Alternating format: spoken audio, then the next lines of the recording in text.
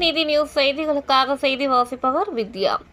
வணக்கம். சட்டமன்றத்தில் ஜாதிவாரி கணக்கெடுப்பை சமூக நீதி கணக்கெடுப்பாக மாற்றி கணக்கெடுப்பு நடத்தப்படும் என்று அறிவித்த தமிழ்நாடு முதலமைச்சர் ஜோசப் விஜய் அவர்களுக்கும் பாட்டாளி மக்கள் கட்சியின் மாநில தலைவர் அன்புமணி ராமதாஸ் அவர்களுக்கும் மனமார்ந்த நன்றியை தெரிவித்து மணவாள நகரில் திருவள்ளூர் மேற்கு மாவட்ட பாட்டாளி மக்கள் கட்சி சார்பில் பட்டாசு வெடித்து இனிப்பு வழங்கி கொண்டாட்டம்.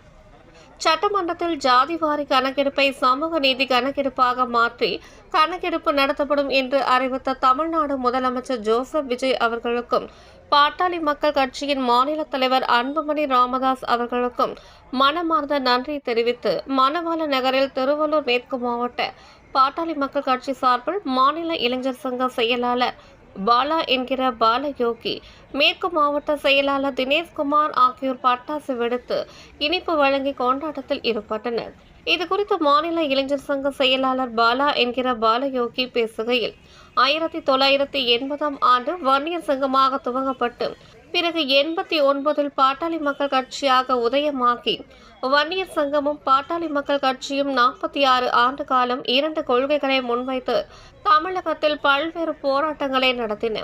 அதில் ஒன்று ஜாதிவாரி கணக்கெடுப்பு விகிதாச்சார அடிப்படையில் அந்தந்த மக்கள் தொகைக்கு ஏற்றாற்போல் இடஒதுக்கீடு வழங்க வேண்டும், மற்றொன்று தமிழகத்தில் பூரண மதுவிலக்கு வேண்டும் என்று தொடர்ந்து பாட்டாளி மக்கள் கட்சி 46 ஆண்டுகள் குரல் கொடுத்துள்ளது. அந்த வகையில் மத்திய அரசு கடந்த சில வருடங்களுக்கு முன்பு அறிவித்தும் மாநில அரசு அதை நடைமுறைப்படுத்தவில்லை. தற்போது புதிதாக பொறுப்பேற்றுள்ள தமிழ்நாடு முதலமைச்சர் ஜோசப் விஜய் அவர்கள் சட்டமன்றத்தில் ஜாதிவாரி கணக்கெடுப்பை சமூக நீதி கணக்கெடுப்பாக மாற்றி கணக்கெடுப்பு நடத்தப்படும் என்று அறிவித்துள்ளார். இதற்கு தொடர்ந்து பல்வேறு மனுக்களை அளித்து அழுத்தம் கொடுத்து சட்டமன்றத்திற்கு சென்று வலியுறுத்திய பாட்டாளி மக்கள் கட்சியின் மாநில தலைவரும் முன்னாள் சுகாதாரத்துறை அமைச்சருமான டாக்டர் அன்புமணி ராமதாஸ் அவர்களுக்கும் இதை அறிவித்த தமிழ்நாடு முதலமைச்சர் ஜோசப் விஜய் அவர்களுக்கும் மனமார்ந்த நன்றியை தெரிவித்துக் கொள்கிறோம் என்று மாநில இளைஞர் சங்க செயலாளர் பாலா என்கிற பாலயோகி கூறினார்.